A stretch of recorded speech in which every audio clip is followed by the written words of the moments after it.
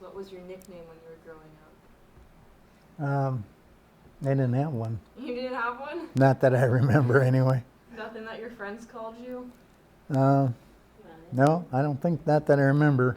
No? It was, well, my good friends called me Lloydie rather than Lloyd, but Aw. that was, if I had a nickname, that would have been it. Yeah, yeah. I like that. Okay, wait, I had some other ones in here that I liked. Ooh, what was your favorite game to play with your friends when you were growing up?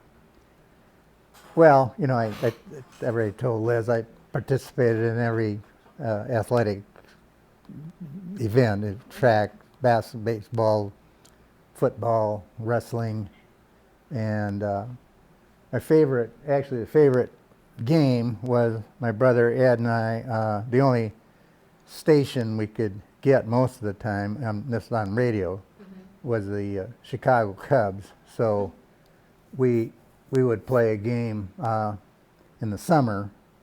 We would hit rocks, and I mean, my brother Ed was the announcer, and at that time we had all the numbers memorized, and now it's number 22, and then you throw up a rock and hit it with a baseball bat, and we played that for hours and hours when we were maybe before high school. I maybe up until high school, because it was kind of fun. And then of course the Cubs always won.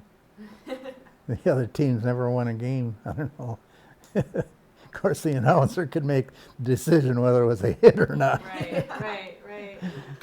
The Cubs got a lot of home runs, so yeah. I suppose if there was a game, that was you know, as a little kid, that we did that for every day, you know. Aw. Yeah. That's pretty cool. I can't think of anything else. We can look through this.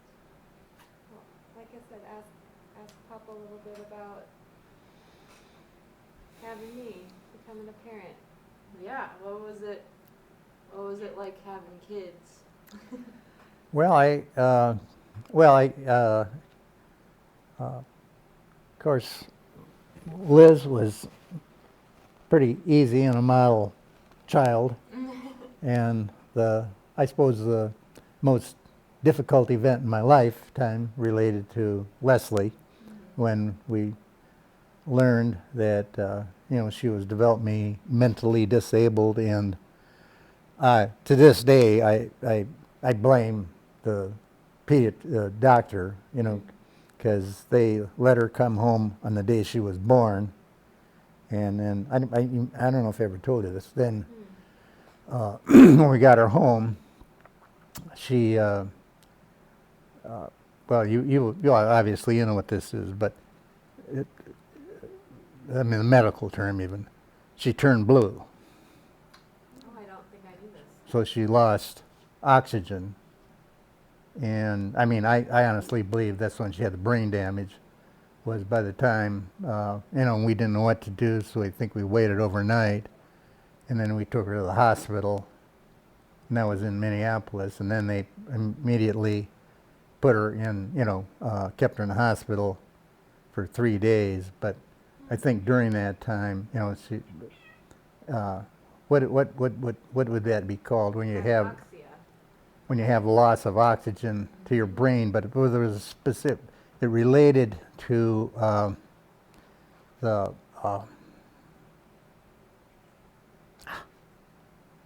think, you know, you got to know this in spades. Yeah, hypoxia is the official term for like Yeah. restricted oxygen to the brain for a Yeah, period of but time. there was a way to prevent it, and they didn't do it.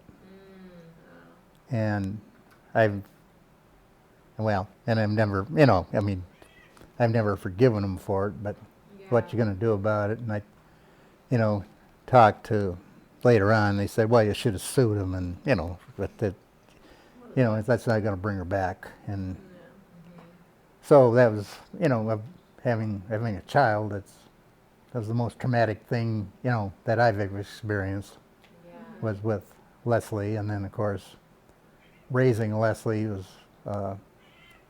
you know, she was, well, as you get older, you probably remember, you know, she was cry a lot, and, you know, just not a pleasant experience. And and, Yeah. and then of course Laura was great. But so that's yeah.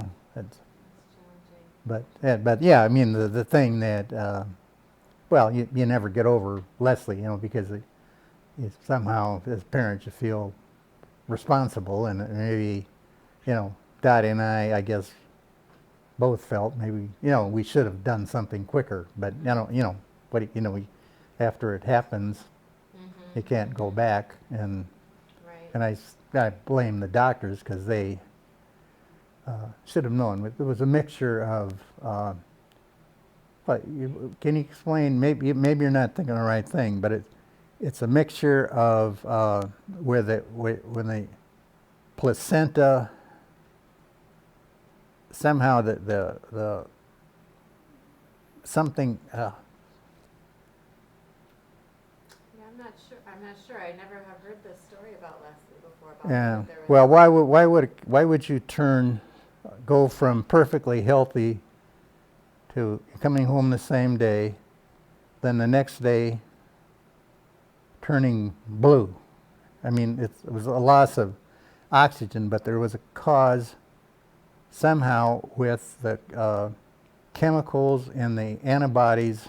That's what the doctor explained to me, is the antibodies in her body, and I never did understand it either, but Yeah. but that's what maybe they didn't know either.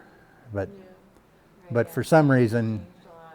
she went from perfectly healthy to a brain damage in Yeah. in well, I always felt that was crazy to send her home when she was 6 hours old or whatever she was. I mean, she never spent a day in a hospital. Yeah, that's surprising because at that time it was much more common to spend like days in the hospital, Yeah, right? yeah. Well, you were in the hospital for and then of course Laura was. Yeah. How But long were they in the hospital? well, I know A couple days. couple days, 3 days, and then be more. Mm-hmm. So I don't know. I've never had a satisfactory explanation. All I can remember is her turning blue, Yeah. and and Yeah. and somehow it was explained to me. It was something as I understood, it's something to do with some combination of, they think, Yeah. blood things, and I don't know. I never understand it, and We'll have to Google that later. yeah. Wait, pause it for a second. I just like to have